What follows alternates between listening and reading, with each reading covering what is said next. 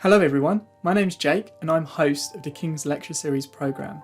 And as part of the lecture series, each month I'm going to bring to you a conversation I have with a current King's medical or dental student.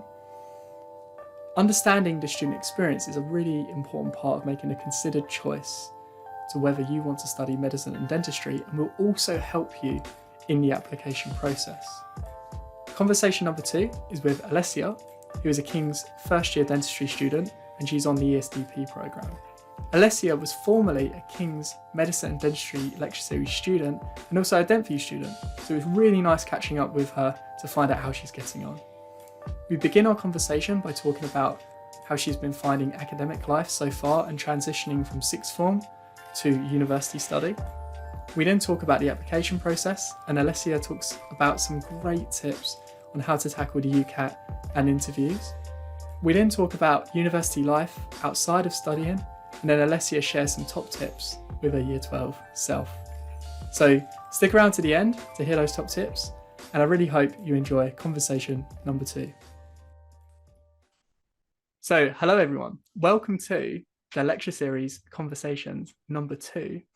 And as promised, as part of this programme, I'm going to interview student ambassadors and other guests from across King's for you to learn more about student experience at King's, what it's like to study medicine and dentistry.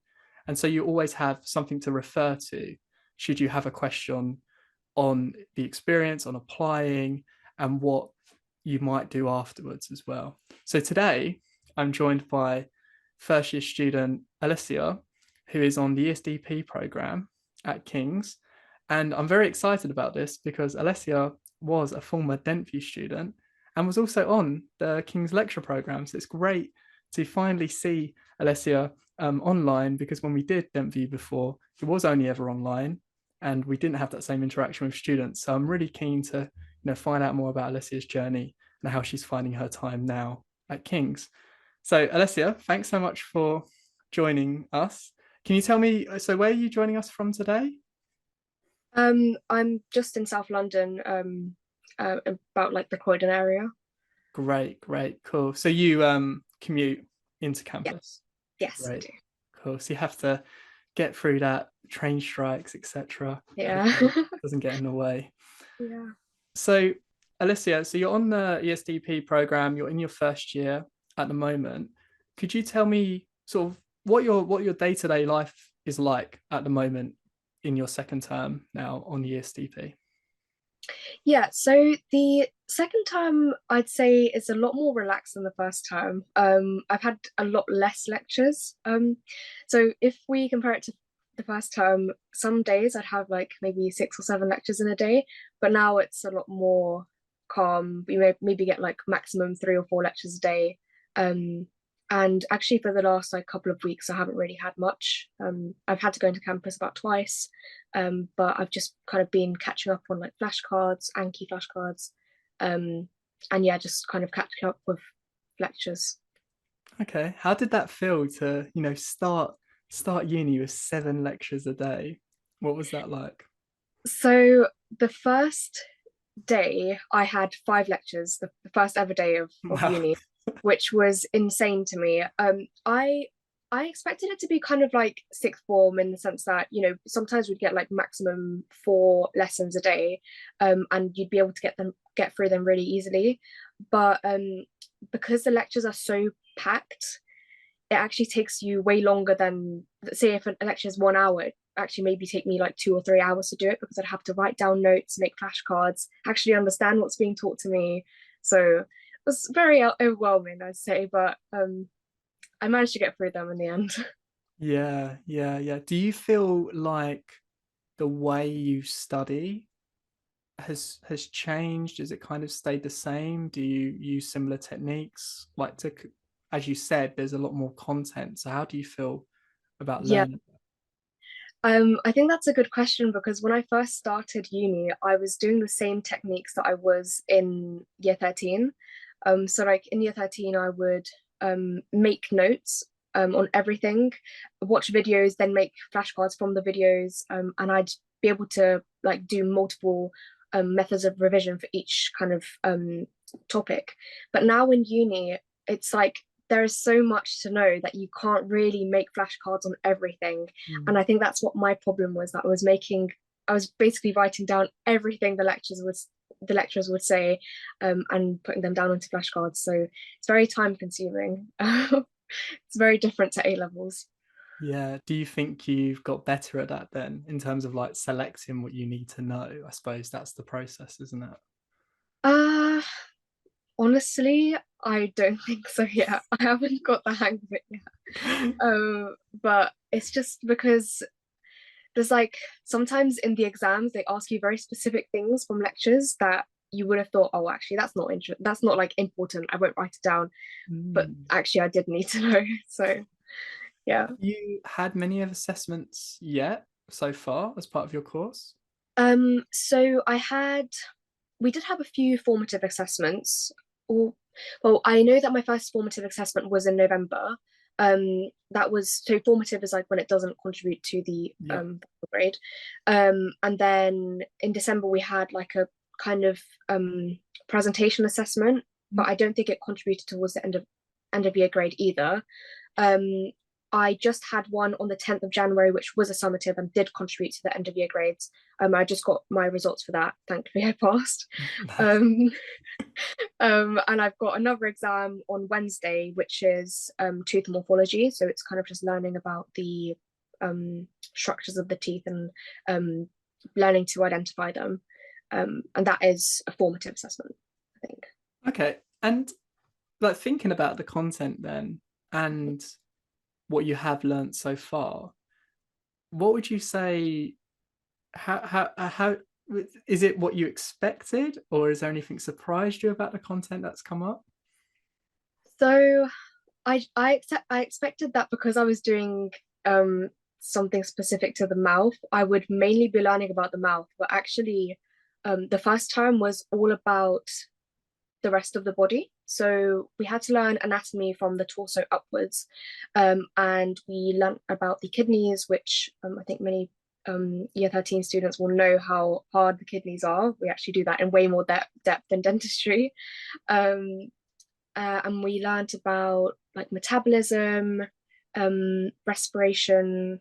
Uh, yeah, it's basically everything that you do at A level, just in a lot more depth. Nice. No, Yeah. hopefully that doesn't scare students off, actually. I won't cut that out. Um, what is it about the kidneys actually? Let's see. I won't This isn't a test, but I'm kind of curious. Why are the kidneys such a feature if we're talking about you do more than just the teeth in that first term? I think it's just to give us like an overall kind of understanding of the rest of the body, because with dentistry it's not just the mouth that we're talking about, because the oral systemic link, there is links to diseases from the mouth and stuff like that. So there's always going to be links between dentistry and the rest of the body. I think that's probably why they've taught us that. But I actually find it really interesting. The kidneys are one of my favorite part, actually, even though it's really hard. It is interesting to learn about. Yeah, interesting. And is there anything you're really looking forward to this term? Like now, I suppose you know what's coming up a little bit, kind of the module you're doing. Is there anything in particular you're excited about studying? Yes, so next week actually, we're starting haptics. So haptics Mhm. is one of the coolest parts about King's. Yeah, when I was on the lecture series program, I think we got shown the haptic section, and I was so excited to do it. And now I'm finally getting to use them. I don't know if the students know what haptics are, but it's basically it's kind of like a virtual reality kind of thing, and you're working on phantom heads, they call them, so like plastic heads, and it like simulates, so it's like you're holding like a tool, and if you put down a bit of pressure, it simulates what you would feel on like the surface of the tooth, like the enamel or the dentine, which is like the lower layer of the tooth. So yeah, it's virtual So reality. it's a way to practice, isn't it? Where you don't Yeah, actually need a live person. exactly. But as far as I'm aware as well, it's like state of the art as well. Like it is Very, very much so, very much above so. and we aren't actually running it this year. We might run it again in future, but our students on a dentistry summer school actually got to use those Wow. in year 12. So they are very lucky, because Yeah, very lucky. if they're watching this now, first year students don't get to touch them until February. Exactly. Um, so Yeah. that is exciting, actually. I didn't get to have a go when we did it, so I'm very Oh, curious to go up there and try at yeah, some point. very cool. In terms of, so we talked about the differences so far between kind of university and sixth form. We've alluded to the amount of content, the sort of depth of the content as well, and how it is in some sense a continuation of A-level biology to a degree, but also you're discovering a lot more topics. Mhm. Could you, if we think back, could you tell me more about that sort of first class at King's, whether what it was exactly and how that felt on that day to sort of be in that, say, lecture theatre or classroom doing that session? Uh, so I need to think back and remember what exactly it was. I think, so we didn't actually have any in-person lectures, but at the end of each kind of topic, we would have like kind of tutorial sessions that we can go in and watch. And at one point, we were in the, I think it's called the Greenwood Theatre or something, Yeah. on Guy's campus. And that was like the first time I'd ever seen like my whole cohort together in a lecture theatre, like actually contributing to the lecture, you know. And that was quite cool. Yeah, it was quite surreal because that was like near the start of the year, kind of like November, Octoberish. Oh, nice. Cool. Great. Yeah, it's amazing when I remember some of my core modules where you would see like the whole year, and it's amazing. It's like a few hundred people, you're in the lecture Exactly. theatre. So many. Yeah, and everyone's got like their laptops out, and Yeah. you sort of see the glow of the Apple Yeah. laptops and stuff, which is pretty cool. Um, so, in terms of, if we just think about your experience of Kings so far, if you had to say sum it up in a phrase, like, or a couple of words, what would you say? Like, how would you sum up your experience, say, of that first term being at Kings? Uh, I'd say probably different would be like Okay. the main thing I can think of, just because I personally hadn't had anyone in my family that went to uni to do any like healthcare courses or anything like that. So I didn't have anyone to kind of explain to me what it was going to be like. And then also obviously because I just came from sixth form, it was a lot more different to what I'm experiencing at uni now. Um, but yeah, different, probably exciting as well. Yeah, I think that's what Okay. I. No, I think that would make sense, right? It is a different experience Yeah. to school, very much so. Hmm. And what do you think? So say things hadn't panned out with your A levels and you Yeah. say didn't get the grades. God forbid you didn't get the grades. What do you think you'd be doing now? I think I probably just would have given it another go because I had my heart set on dentistry. I couldn't really see myself doing anything else. My insurance choice was dental therapy and hygiene. So if I didn't get the grades for that, then I would have tried again and probably done that again. Because for dental therapy and hygiene, you don't need the UCAT, so I would have probably reapplied without doing the UCAT again. Um, yeah, trying to Nice. get grades. Cool. So that actually segues us quite nicely, Alessia, into talking about, say, the application process. And as you know, you've literally just started your course. What was the toughest bit about the application process? And I think we might have alluded to it just then. Yeah, definitely the UCAT. Definitely the UCAT. I think that most people that I've spoken to had the same experience of like having to revise for the UCAT or practice for the UCAT during the summer of year 12.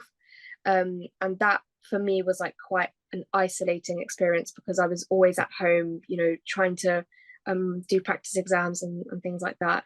Um, but yeah, in the end, it was probably worth it. Yeah, 'Cause, no, I hope so. What did your practice kind of schedule look like for that in terms of when did you start? How long did you give yourself? Like those kind of specifics. so honestly, I think I overworked myself because I would do Okay. like as much as I could in one day. But you know, when you are like constantly doing something and then your mind like starts to stray away and like Mm. can't really focus on it anymore. I think yeah, that's what happened a lot of times. So even if I sat down at my desk for 12 hours, I'm not saying I did, probably I would be working for about 4 hours of those because you know I couldn't focus the whole time. Okay. Why do you think that was? Like pressure Um, or it's just yeah, and like personally I have like concentration issues, so I can't okay. like stay at that desk for that long. Yeah, yeah. And in terms of, did you give yourself like sort of 2 months before test date, 3 months? Like, how did that look? I think it was 8 weeks. 8 weeks. Okay. About yeah, 8 weeks, I'm pretty sure. And what I did you? maybe a bit longer than that. Okay, Maybe like 10 weeks, 10 weeks, yeah. great. It sounds like a traumatic memory. I don't want to sort of, I won't delve too much. Um, but what did you use to practice? Because this is something we get asked all the time. So it's quite interesting to find out what students actually used who've passed Yeah. it. So because I did DentView, I think at the time they were offering us Medic Mind Great. courses. Yeah. So I used that. And also I think I used Medify as well, but I didn't use it for like the full time period. It was like just like for a couple of weeks, I think. But the Medic Mind one, I really liked the Medic Mind one because it gave you like videos that talked you through questions, which was very, very useful for me, especially for decision making. Nice. Yeah. And so you would say decision making is the one you found most challenging out of them? Probably, yes, I'd say that. Yeah. I mean, decision making is a bit of a nightmare because it is just so varied, isn't it? Like you've Yeah, got so many question types yeah, to do definitely. and like having to make diagrams and like, oh my God, like Yeah. yeah, I'm just glad I Yeah. don't have to do it. If that was an entry for my job, oh my goodness, that would be a nightmare. So, how did you find the interview process? What was that like for you? So are you talking about like for all of the unis I applied to or just for Um, I mean, yeah, just in general, like thoughts. How did you feel about yeah doing it? yeah. So my first interview was for Plymouth Uni. And that was I think it's because it was my first interview. I was very scared. I was very shaky. I could feel my voice trembling whilst I was speaking. But yeah, that was quite difficult. But then once I had that out of the way and I started to get my King's interviews, then that um I felt more confident because I'd already had one before and I kind of knew what to expect. Also, I'd been doing like practice mock interviews with family members and friends and things like that. So I think that helped to put me at ease as I kind of had an idea of what I wanted to say during the actual interviews if I got asked those questions. Yeah, what would you advise a student then? Because in a sense, this is kind of interview season right now. Yeah. Um, if someone's thinking, oh, like I've got my interviews coming up, what would you advise them in terms of maybe mentality or practice? Like, what would you suggest? Um, I think try not to have pre-prepared answers. Okay. Um, I think that was probably one of my mistakes. Everyone says like don't make like pre-prepared answers, but I was like, oh, it's gonna be fine. It won't be that bad. But honestly, when I was in the interviews and I kind of just like forgot what I wanted to say, it was like, it didn't really come naturally. So yeah, that's probably the main thing. Also, try and practice with as many people as possible. Mm. Um, yeah, I had actually an interview book, a dentistry interview book, which really, really helped. Okay. Um, because I just gave my friends the book and then like they'd open it on a random page and they see a question and they just ask me, okay, so Alessia, what do you look forward to about being a dentist? Um, and yeah, because that was like I'd have unexpected questions thrown at me and I'd see how I do. Yeah. When you were interviewing with friends and family, what kind of sort of feedback would you say? Well, how would you sort of tell them, in terms of conducting the interview and giving you sort of notes? Like, what would you say to them? Because that's almost quite hard to do as well, because you don't want to pre-say Yeah. what they should say. Um, so that's I think where the book comes in, because the book was actually Nice. really helpful with that. So I just said, okay, just open it on a random page, find whatever question you want to ask me, and then I'll give it my best shot. Um, but also like I was lucky enough to have some of my friends' parents that really wanted to help me as well with this interview process. Oh, nice. So they just like threw any questions they could at me from things that they remembered getting asked in their like job interviews and things like that. Great. I think this is all brilliant advice and is exactly what I would say to students as well. Like it's reps, getting comfortable, talking to lots of different people. And I think friends, parents is a great shout. Yeah, Like as sort yeah, of a person you don't really know too well, but enough. yeah, And they could probably be quite critical of you. exactly, I think that's a exactly. really good shout. I was very And lucky to have them. yeah, no, absolutely. I think that's a great shout. And it doesn't matter what subject. So Exactly. you'll have to tell me the exact title of that book and I can put it in the Yeah, notes, definitely. which is good because anything like that, and it's not too expensive in the grand scheme of things. Yeah. So I think it's a great shout. And I also love your advice of not having a pre-planned Yeah. answer, because I think that's definitely a dangerous route students could go down. Hmm. And for me, as someone, I'm doing interviews on Friday, and you know, I am looking for people to answer that question. And if they don't, then it could be the best answer in the world for something Yeah. else. But if it's not giving me the talking points I'm looking for, they won't do as well. I'm learning improv at the moment. So I'm wondering, I want to do like an improv session for the students and adapt that for interviews. I think I can make it work, which would be really fun.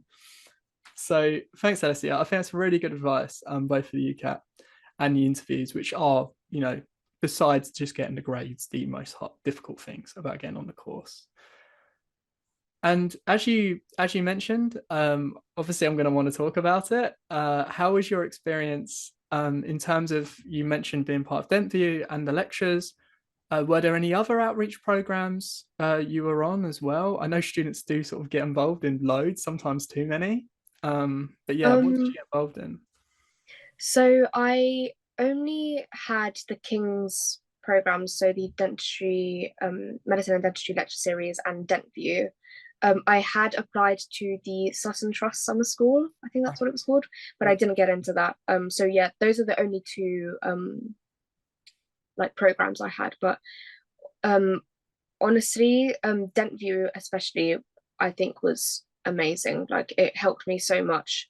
Um, with the lecture series, it was interesting to hear from previous students and like the dentists with their own experiences as well. Um, but like with dentistry, we had like a few um like I think we had like a manual dexterity thing, like At, session. at Dentview. Yeah, yeah, yeah. Yeah, we would have done something like that for sure. Yeah, yeah, yeah, yeah. And I didn't actually get to attend that one, but that would have been definitely very interesting to be part of. Um, what else did we do? We did a academic poster presentation, Nice. which I ended up doing it on like the difference between like fluoride toothpaste and hydroxyapatite toothpaste, and I actually won that a poster competition. So I recently actually we got assigned to make a poster for dentistry, Nice. and I because I did quite well on that one. I've just been kind of referring to it and thinking, okay, so yeah, that's a good example. Awesome. I'm glad that has come in handy for Yeah. future. That's brilliant. What else would you say you took from those programs, sort of besides some of the activity work? Is there anything else? um we did get given quite a lot of UCAT advice at the start of the lecture series, I think it was, and that was very very useful. I definitely took a lot of the advice that they gave me to my exam. Great. So yeah, it's so good, obviously, to see our program students make their way onto King's courses. And yes, that's great interviewing you, and I'm hoping to interview a few others as well, which would be brilliant. In terms of, so we've talked about your academic experience so far, your experience of applying, and I do just kind of want to go back to now your current King's experience.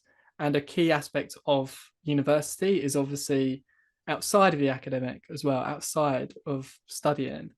And how can you tell me a bit about, how you found sort of social life at university and meeting people, and what kind of activities you've got involved in?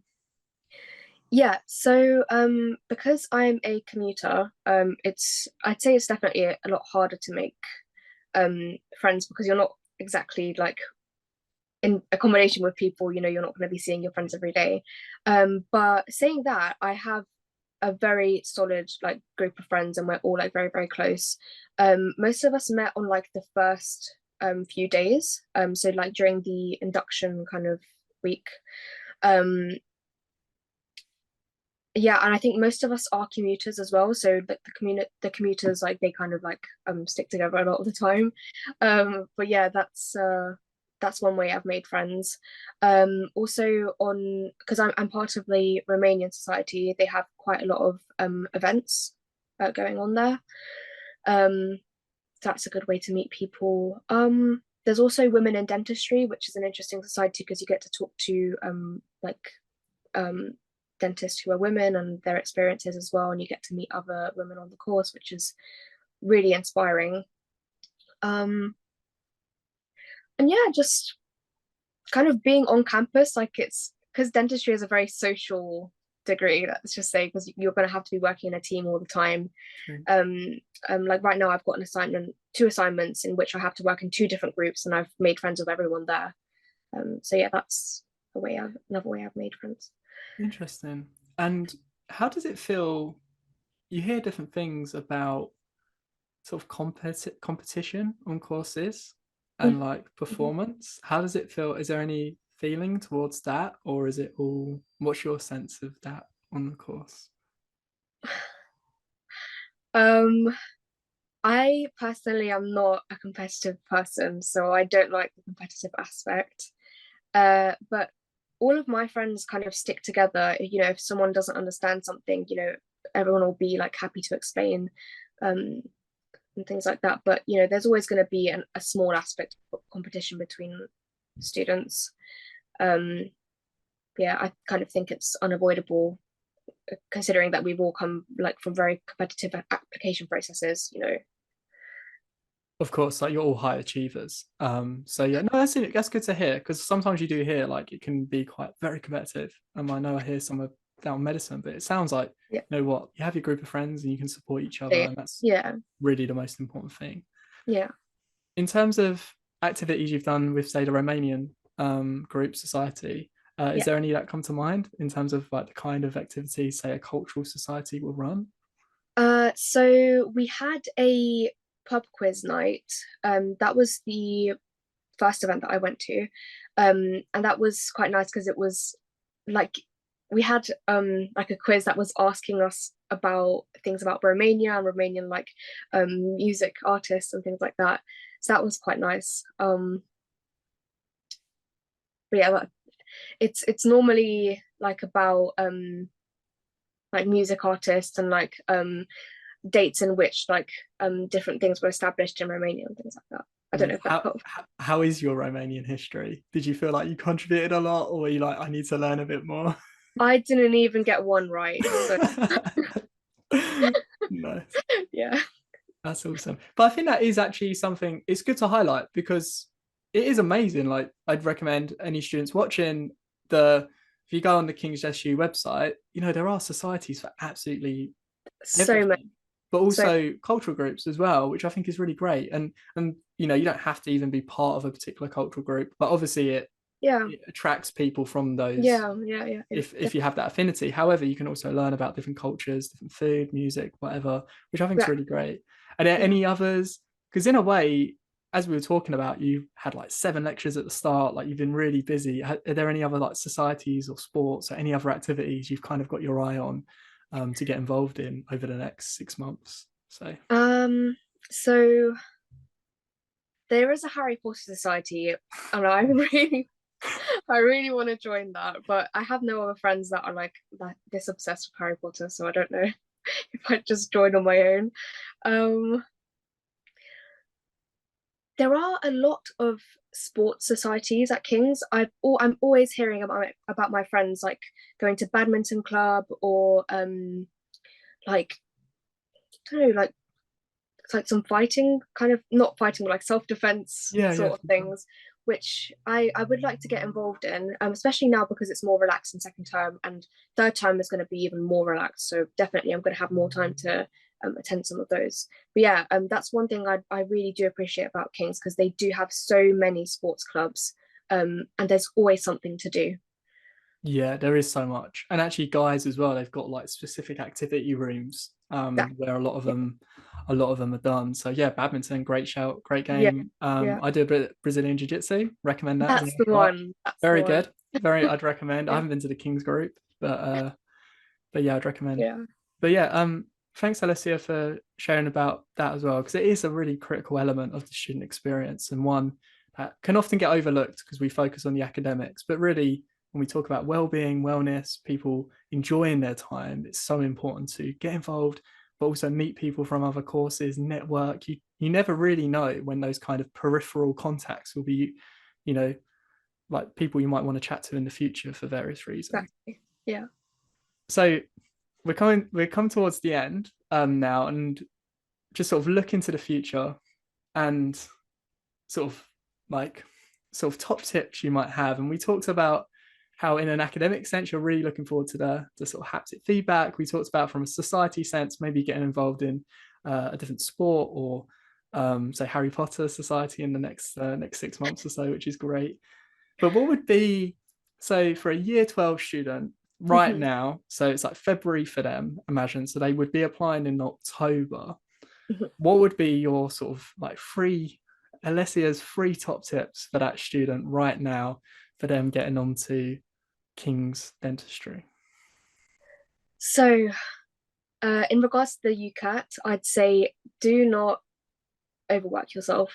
Okay. Don't start too early because I think there's like this peak that people have at one point, Mhm. and you might peak too early, and then when you come to do your actual UCAT, then it's you don't do as well as you would have done if you didn't start too early. So yeah, that's one thing I'd say. Um, in regards to your personal statement, I actually changed mine completely in September. So I'd been working on it all throughout the summer, and then in September, like coming towards the end of September as well, so like maybe 2 3 weeks before the UCAS deadline, I completely changed it, and that's because I got so many different people to read it. I got my English teachers to read it. They found mistakes, and everyone just kind of gave me advice, and I put it all together into one um to make one like different personal statement, and by the end of it, it was basically completely different to what I started with. So get as many people to read it as possible. I think I even like paid at one point like £10 for someone to like read it. I did that's not necessary, but I was like, okay, let me try and get a dentist to actually read this because I don't have any dentists in my family. So um uh yeah. Also, if you can't get work experience, try and do as many like online courses as you can to show that you are interested in the course, because there's a lot of people on my year actually that didn't have work experience, which is I thought was quite surprising because dentistry at King's is very, very competitive. I would have expected that they were looking for people that did have work experience, but because they had so many courses, um, that allowed them to um, have a chance as well. Great. That's something I should have added to my notes, but did you do work experience then, Alessia? Like, and if you did, what form did that take? So I did do work experience. I had work experience already from year 11 at a GP practice. Okay. Um, And I did reflect on that in my personal statement because I compared it to the work experience that I had at the dental practice. Nice. Um, so I did do work experience at two different dental practices. Um, and yeah, that's something that I picked up on in the personal statement, saying how they differed, um, and just to show that I had experience in kind of both medicine and dentistry, if that makes sense. Awesome. Awesome. That's a good plug for the lectures as well. Come to all of them, regardless of whether you're a medic or a dentist. Yeah. It's good for that reason. And what did you take away from your work experience? I know I'm sort of tilting backwards now, but this is something I'm sure people will want to find out about. So what I did pick up on my personal statement was I did have a negative experience. So at the medical practice in particular. So I think that this opened my mind up to what I would actually experience in real life. Hmm. Because not everyone is going to be, like nice to you. And yeah, you never know what people are going through. And I feel like because I mentioned that on my personal statement, it made me seem more maybe open-minded, and more like able to deal with different characters. So that's definitely something that helped. It helped to kind of like toughen me up because I was working at the reception and waiting times were a bit long, patients were complaining a bit. But yeah, I'd say that actually really, really helped me. Okay, great. No, I think that's a really interesting shout and idea, and I'm sure that does show how you really reflected on both of these experiences. And Yeah. I'm really glad as well you mentioned how there's a lot of dentists on your course who didn't necessarily get work Yes. experience. That was I can, very surprising. Very surprising. yeah, and actually, I mean, as someone who interviews, like even now, like King's doesn't have a set like you have to do 2 weeks, and really Exactly. it is just having that. Do you have that understanding of dentistry? And in a Yeah, way, if you haven't got work experience, have you done everything you possibly can to sort of find out whether that's exactly. doing courses, online seminars, talking to dentists, or whatever in a different capacity? And so Yeah, it is possible, and it is certainly possible, to for me to give you 10 out of 10 on an interview answer without work experience. But obviously it will help. But it is also opportunities where you speak to or work with, say, patients in a caring capacity. So if you exactly. volunteer in a hospital, that's another Oh, great, definitely. Yeah. great thing you can do. Or Mhm. just work in customer service somewhere, I think Exactly. is Yeah. also good. It's a very varied experience.